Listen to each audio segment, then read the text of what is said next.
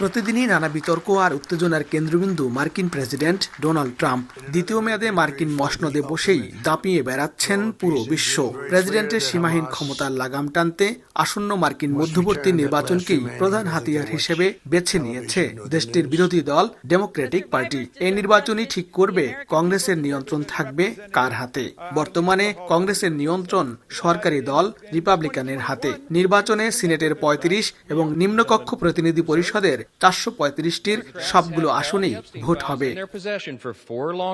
চলতি বছরের ৩ নভেম্বর অনুষ্ঠেয় মধ্যবর্তী নির্বাচনে জয়ী হতে আটঘাট বেঁধে মাঠে নেমেছে ডেমোক্র্যাটরা।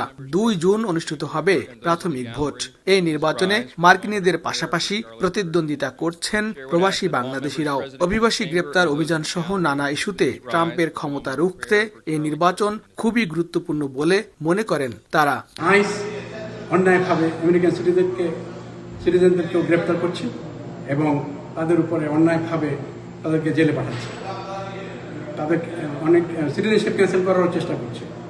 তাকে বন্ধ করতে হবে, তাকে স্টপ করতে হলে আমাদের এই মিডটার্ম ইলেকশনে জিততে হবে।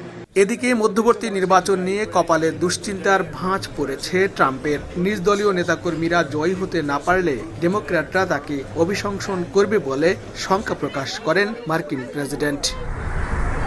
ইতিহাস বলছে গেল প্রায় ৮০ বছরেরও বেশি সময় ধরে মার্কিন যুক্তরাষ্ট্রের প্রায় সব মধ্যবর্তী নির্বাচনেই সরকারি দল আসন হারায়। তবে এবারের মধ্যবর্তী নির্বাচনে সেই ধারাবাহিকতা বজায় থাকবে কিনা তা নির্ভর করবে মার্কিন ভোটারদের উপর। লস্কর আল মামুন, সময় সংবাদ, ক্যালিফোর্নিয়া, যুক্তরাষ্ট্র।